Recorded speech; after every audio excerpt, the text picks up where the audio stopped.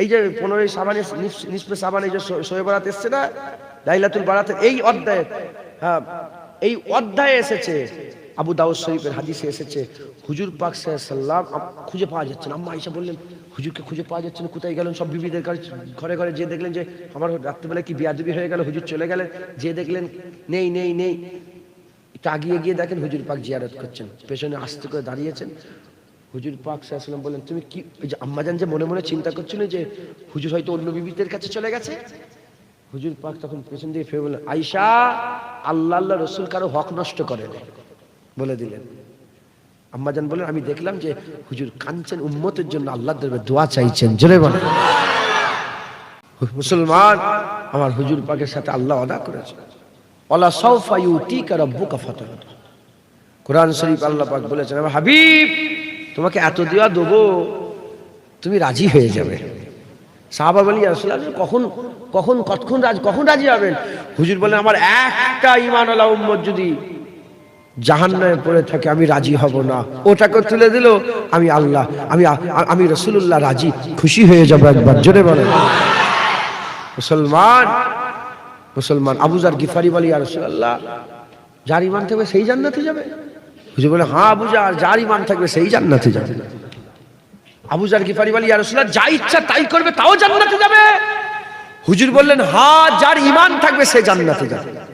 আবার বললেন ইয়া রাসূলুল্লাহ যা ইচ্ছা তাই করবে তাও জান্নাতে যাবে? হুজুর বললেন আবু যার ঈমান থাকবে আল্লাহ তাকে জান্নাত দেবে। তখন আবার জিজ্ঞেস করলেন ইয়া রাসূলুল্লাহ যা ইচ্ছা তাই করবে তাও জান্নাতে যাবে? হুজুর বললেন হ্যাঁ আবু যার তোর নাক আল্লাহ ধুলো লাগিয়ে দিক, যার ঈমান থাকবে বিল আখির সে জান্নাতে যাবে। মুসলমান আল্লাহর কাছে হাজার নয় কোটি নয় যত ক্ষমতা আছে সেই তত ক্ষমতা দিয়ে আল্লাহকে ততবার বলেন আল্লাহ ঈমানের সাথে মওত দেবেন, আল্লাহ ঈমানের সাথে মওত দেবেন। ঈমান হারা হয়ে গেলে অনন্তকাল জাহান্নামে। আর ঈমান যদি থাকে হুজুর পাক কিয়ামতে শাফায়াত করবেন, আর আল্লাহ পাকের রহমতের বৃষ্টি বর্ষণ হবে, ফাঁকা কলসিতে পড়লেই কাজ হয়ে যাবে। ঈমান বলেন ইনশাআল্লাহ। আমরা যারা বসে আছি আমাদের কাছে সবচেয়ে বড় সম্পদ কি? আমাদের তো ঈমান বাঁচানোর লড়াই। হ্যাঁ আয়ে দিন যে যা পাচ্ছে বলছে, হ্যাঁ নবী পাকের সামনে কত বিয়াদবি করছে, আমাদের তো ঈমান বাঁচাবার লড়াই। বারবার বলবেন আমরা যারা আছি অন্তত আমরা ঈমানটাকে মজবুত করব, বলেন ইনশাআল্লাহ। ঈমান মজবুত হবে, খোরাক দিতে হবে, নামাজ রোজা করবেন, হলো তো এবার করেন। খুরাসান হুজুরের হ্যাঁ রাস্তায় যেতে হবে না, আপনার তো খুরাসান হুজুরের আপনার ধন্য যে আল্লাহর ওলি শুয়ে আসে, কথা ঠিক না বেঠিক বলেন? মুসলমান হুজুরের মাঝে মাঝে এসে ফয়েজ নেবেন, চোখ বন্ধ করে মাজারের ধারে বসে থাকবে, চুপ করে রুহানি ফয়েজ পাওয়া যাবে। আল্লাহ বলেছেন যে মুর্দা কি জিন্দা বলেছেন, আল্লাহ বলছে অকুনু মা'আস সাদিকিন, আল্লাহর ওলিদের সোহবতে থাকো। আল্লাহ বলেছেন মুর্দা কি জিন্দা বলেছেন? আরে বলবেন তো আপনারা, আল্লাহর ওলির সোহবতে থাকেন, পাশে বসে থাকেন। যদি আমার ধরেন আমার আপনাদের ওই এক গ্লাস থাকে না, গ্লাস ওই স্লাইডিং গ্লাস থাকে না, এমন গ্লাস যে ভিতর থেকে বাইরে দেখা যায়, বাইরে থেকে ভিতর দেখা যায় না। ধরেন আমার সামনে গ্লাস লাগানো আছে, একজন বসে আছে, ওলিয়া উলিয়াদের ওই রকম হয়েছে, আমরা দেখতে পাচ্ছি পর্দা, উনারা পর্দা আল্লাহ তুলে দিয়েছেন, আল্লাহ চাইলে দেখতে পেচ্ছেন। উদাহরণ হুজুর পাক গেলেন কুয়ার ধারে, কিরে আবু জেহেল, হে উতবা সাইবা কি বুঝছিস? সাহাবা বলে ইয়া রাসূলুল্লাহ, হাদিস পাকের মধ্যে এসেছে ইয়া রাসূলুল্লাহ তারা শুনতে পেয়েছে, বলে তোমাদের থেকে বেশি শুনতে পাই, তোমাদের থেকে বেশি দেখতে পাই। একটা কাফের যদি বেশি শুনতে পাই বেশি দেখতে পাই, আল্লাহর ওলিরা দেখতে পাই না শুনতে পাই না। আল্লাহ যদি চান, কথা শোনেন আমার, আমি এখানে পয়েন্ট লাগিয়ে দিচ্ছি যাতে আর কেউ ফতোয়া না দিতে পারে, আমি চলে গেলে কেউ যেন চুচা না করতে পারে। আল্লাহ চাইলে, আল্লাহ দেখালে নবী এই ওলিরা দেখতে পায়, আর কেউ ফতোয়া দিতে পারবে? আল্লাহ চাইলে দেখতে।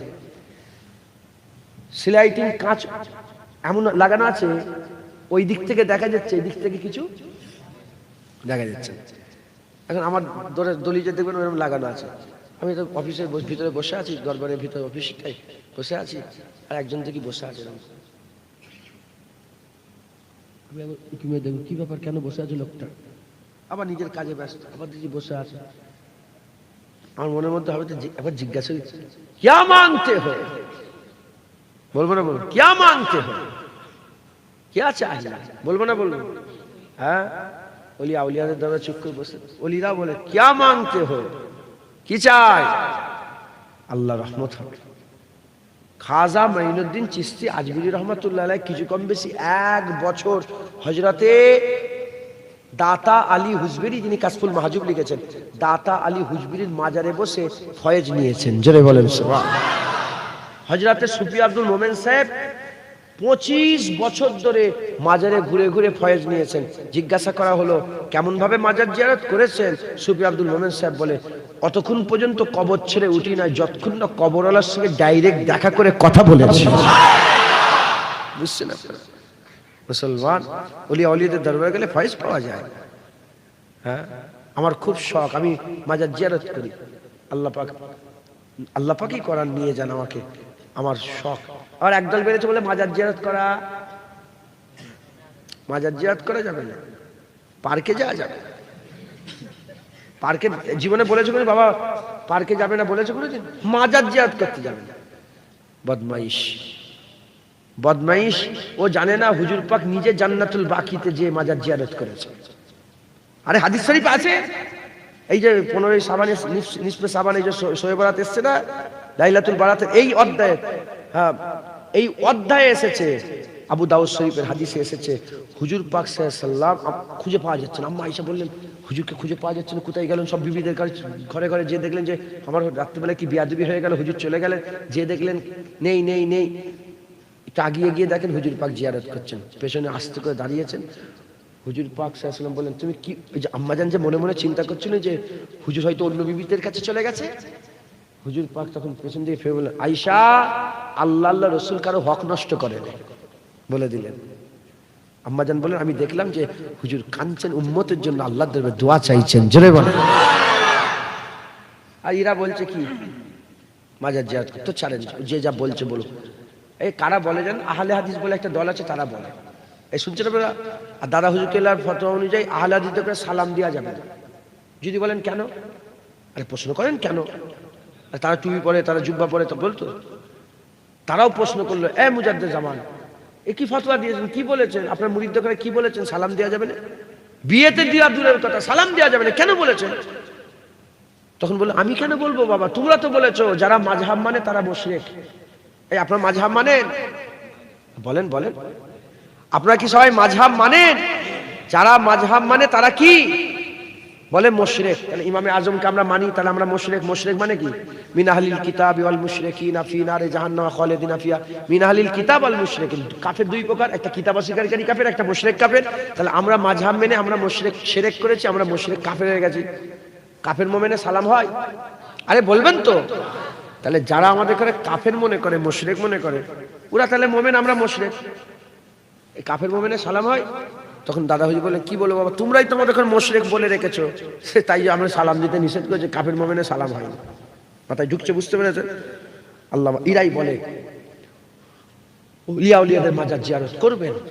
আমি নিজে গিয়ে আমি ইমামে আজমের মাজার জিয়ারত করেছি, আবু হানিফা রাহমাতুল্লাহ, ইমামে শাফি হুজুরের, ইমাম মালিক হুজুরের, ইমামে আহমদ বিন হাম্বল হুজুরের, আবু বকর সিদ্দিক হুজুর, উমর ফারুক হুজুর, উসমান গনি হুজুর, মাওলা আলী হুজুরের করে, হযরতে বেহলুল দানা হুজুরের, হযরতে মনসুর হাল্লাজ হুজুরের, হযরতে এই কদিন আগে গেছিলাম হযরতে আবু মানসুর আল মাতুরিদি হুজুরের মাজার, কুসুম বিন আব্বাস হুজুরের মাজার।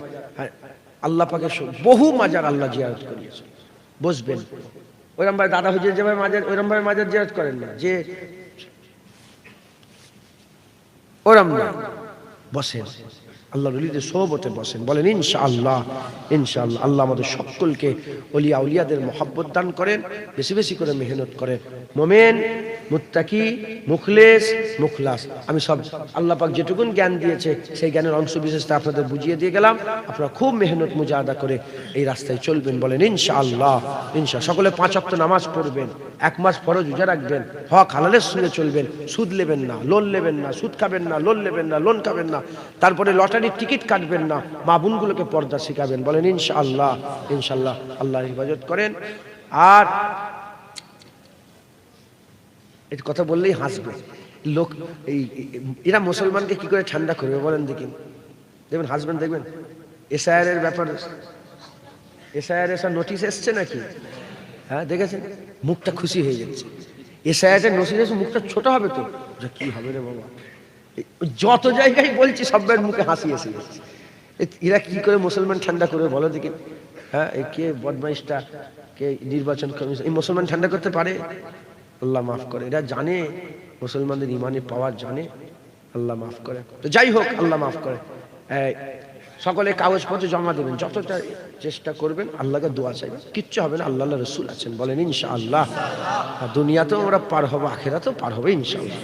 রব্বানা আতিনা ফিদ দুনিয়া হাসানাতাও ওয়া ফিল আখিরাতি হাসানাতাও ওয়া কিনা আযাবান্নার। আল্লাহ বলছে আমাকে দোয়া চাও, হে মুমিনরা আমার কাছে দোয়া চাও, কি? আল্লাহ আমার দুনিয়াটাকে সুন্দর করে দেন, আখিরাতটাকেও সুন্দর করে দেন, জাহান্নামের আগুন থেকে আমাকে নাজাত দেন, জাহান্নামের আগুন থেকে বাঁচান।